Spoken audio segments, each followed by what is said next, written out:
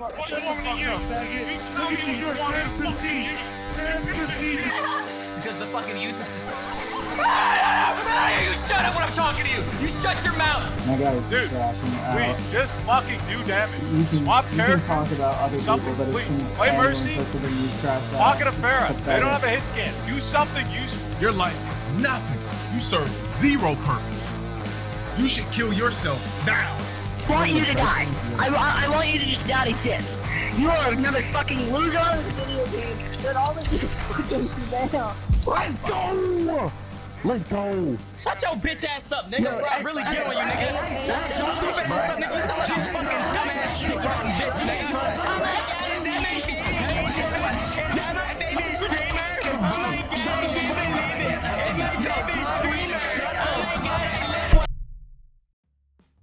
Video games are a great form of escapism used by many people in today's world.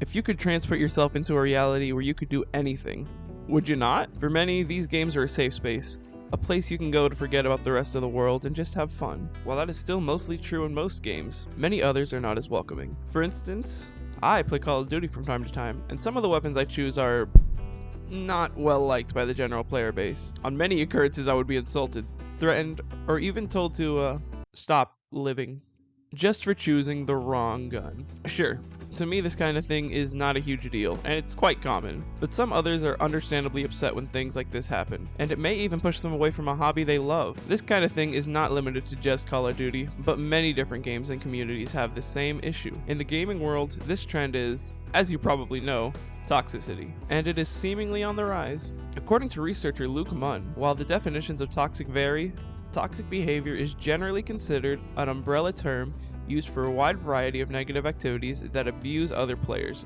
violate rules, or break social norms. In other words, toxicity is when someone goes out of their way to make someone else's experience worse. This can be something small like teabagging, or big like sending death threats. With this issue continuing to grow, that leads to what I'm going to talk about today. What kinds of games attract toxic communities? Or does the game even matter? Will people always be toxic no matter what? We'll touch more on that later. Not every game has this issue. Some games have it slightly, and others are notorious for their bad communities. There has to be some kind of logic behind what games foster toxic communities. To help answer this question, I have decided to turn towards one of the biggest platforms for gaming conversations out there, Reddit.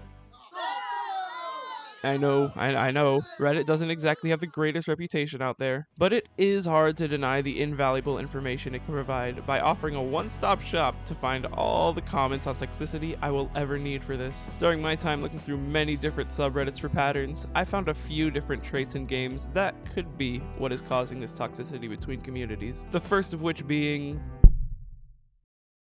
The most widespread of these traits was simply when players were able to talk to each other directly in-game. And that's really no surprise. If you give people free will to say whatever they want, in certain scenarios they will take that. You need to fucking go kill yourself, you fucking ungrateful piece of shit. In r/Dead by Daylight, one user wrote, As a new player, other players are way too toxic, so I started playing this game a week ago. At this time, I may have 20-ish hours on the game. I was really enjoying the game, really, until, after a couple of win streak is killer, I started to play against more experienced teams of survivors, and they started to become really toxic in the after-game chat, and mostly when they were the ones winning. Learn to play. You are effing trash. Quit the game, bro. I was able to get a lot of those negative message and comments, and to be honest, it's already working. It's making me lose my interest in this game, and don't really feel like rebooting it now. In a different League of Legends thread, asking, is this player base really so toxic? Someone was able to reply, I was once called a semi-sentient cum sock for playing as your top. To this day I still wonder what he meant by that. And in r/Overwatch, some even believe that this toxicity is hurting the game significantly, more than it ever was before. Increase of toxicity since Overwatch 2. I am really sad, since in Overwatch 2 I experienced so much more toxicity in the game. In just one day I had more toxic players in my chat than in my whole Overwatch 1 era. Don't be a toxic asshole and let's keep our game as fun, nice and sane as possible. I wish everyone a good match at the start of the game. Let's have fun again.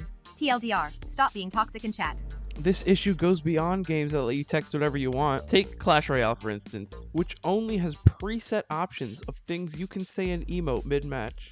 One user stated in the Clash Royale subreddit, This game has the most toxic player base of any game I've played. I've played Clash Royale for years and I haven't played a game with a more toxic player base. Every time I lose I met with yawns, laughs, and good lucks from my opponent. How hard is it to say, good game, and leave? How hard is it to just not emote? I understand feeling good after a hard win or laughing IRL because it was an easy win, but you have to be a toxic person to insult or laugh at someone unprovoked, and that's exactly what this community does. I know it's not the most toxic player base ever, but it is still way too toxic. It seems that even this simple kind of communication is fostering a terrible, toxic environment. And honestly, having an in-game chat is an innocent enough idea. Many games need features like this. It's just part of the game. Really though, these chats open doors for people to be harmful to those they don't even know. It's just so easy. Even when only given limited options on how to communicate, players will still find effective ways to be toxic to others. This drives me to believe something as simple as an in-game chat could end up pushing a game's player base into extreme toxicity.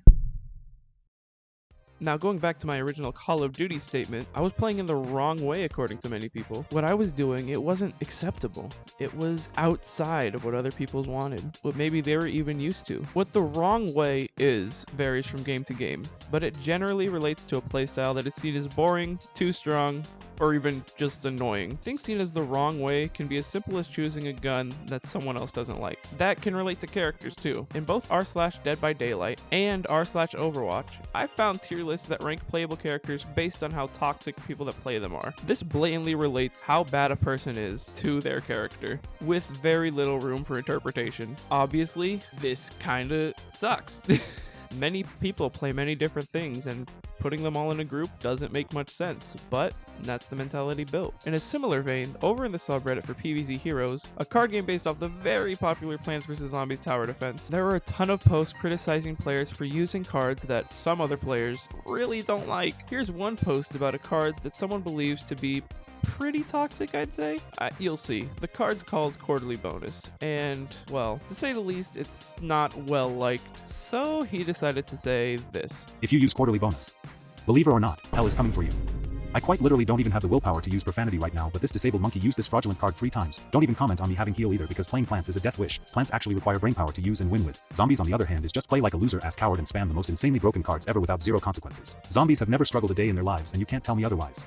You know, it's a pretty intense way to look at things, but I guess to each their own opinions. But these 3 posts all clearly show that something as simple as differing choices in how players wish to play the game can foster a lot of toxicity between them. This may sound a bit weird, but this gaming phenomena actually might root back to some tribalist wiring in humans. This tribalist mentality being, of course, us versus them. Humans tend to form groups around those similar to themselves, pushing those who do differently away. This is interesting because it seems to trigger in something as minor as character selection in a video game. In the grand scheme of things, it's not exactly an important choice. The fact that there are multiple different options to play means that there are options that you aren't playing. Because of that, players are subconsciously dividing themselves into groups, making it far easier to be toxic to the other groups. This is especially apparent in the Plants vs. Zombies example, where the poster mentions just how much easier the zombie group has it, and why that means they'll burn in hell. They obviously have the us versus them mentality to collect the other side together and, in a way, see them as the enemy that must be attacked. Us Plants, well, we're the good guys. The zombies over there, they aren't me, and that means they're evil. It's a good thing nothing like that would ever transfer over into the real world. Guys, not now.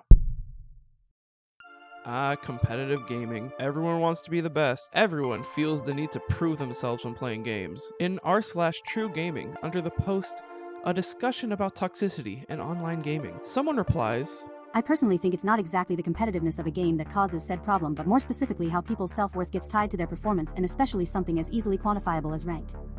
I don't think it's uncommon to find people who like games exclusively when they're winning, and a lot of the friends I have who are toxic in games are insecure in their rank and don't especially have other parts of life they emotionally gain stuff from.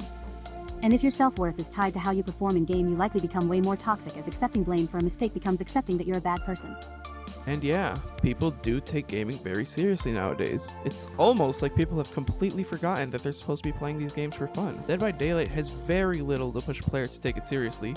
It doesn't even have a ranked mode, which is pretty standard in the modern gaming era. However, people don't see it that way. This meme right here emphasizes that, and also how the entire community has turned it into something it was never meant to be. Due to the way games are perceived now, the game has become competitive all on its own. People end up putting far too much value on how well they can perform. This issue only gets worse when looking at games that are strictly more competitive. Games like Overwatch have built-in competitive modes that amplify this effect, causing people to put more and more self-worth into their own skills and rank. This culminates in hurt feelings when losing, and the feeling of superiority when winning, both of which are easy ways to fall into toxicity. Almost all games have some hint of competition, making this one of the hardest forms of toxicity to get rid of.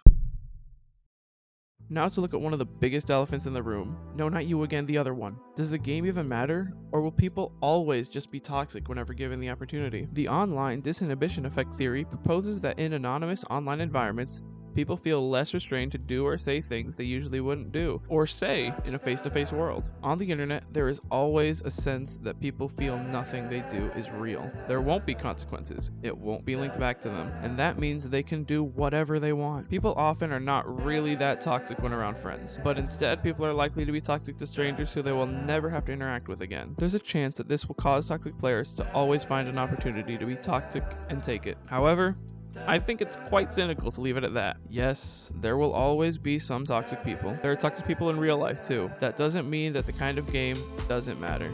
Most people don't go into video games with the sole purpose of being toxic. It can be the circumstances of the game that drive them to act in a certain way. I believe that while games without these traits might have toxicity, it will be far lower than games with all three. So, in a way, there will always be toxic people. But that simply isn't everyone. It's not you, right? Right? While I do believe that these traits help foster toxic communities, I also believe it is important to take a look and see if there are ways to fix them. When looking at the first set of posts talking about in-game chatting, it makes it clear that this issue will be a hard one to solve. This is a case that is fairly constant throughout gaming. When given the opportunity to say whatever they want, gamers tend to abuse that. This leads to the biggest form of toxicity in the space being difficult to snuff out. Sure, it's bad that these things can happen, but in many cases, communication is important and can even lead to many good connections. One big connection with all these posts is that they all show that people feel too free to put others down. A good way to combat this might be by setting up an expectation that games will fight toxicity and take appropriate actions against reported accounts. This should make it so that players are de-incentivized to say whatever they want just because they can, and they actually have to think before they say something toxic. Or, you know, they do talk and they're thrown into the sun. Either way, the toxicity should decrease. The next group of posts that discuss wrong ways of playing games seems to hinge on something more controllable, that being the game design. While yes, people will always be irrationally mad at something, developers can try to combat this toxicity by making annoying strategies more interactive. Maybe characters that are found to be annoying should be re-examined and tweaked to decrease the annoying aspects while increasing the fun ones. Another aspect of game design that could be helpful is encouraging good behavior. Games like Overwatch have tried introducing endorsement systems to give good sports some bonus rewards. Hopefully, changes like these can minimize the us versus them mentality. It's worth noting that many of these posts can be traced back to the very competitive nature of games today. Everyone is pushed to see victory as above all else, which causes losers to be toxic and make excuses, while winners act toxic and ride their superiority. Ranked modes in games make players see their rank as a status symbol. If they can't get the rank they want, they get angry. I see this as one of the many driving factors of toxicity today. Across the board, there needs to be much less of a focus on making games ultra competitive and more reverted back to fun, the way things really should be. While I do believe these traits help grow toxic communities, it's hard to call them bad. These traits have been a part of games I've loved for years, and I will continue to love them. My point is to identify these traits so that maybe we'll be able to evolve them in a way that makes people more happy. After all, maybe kids growing up hearing people telling them to kill themselves is in fact not based. It's a crazy thought, but it might just be true. So try to be nice to each other. Just don't be toxic. For most of you, I believe there is peace and perhaps more waiting for you after the smoke clears. Although for one of you, the darkest pit of hell has opened to swallow you whole. So don't keep the devil waiting, friend.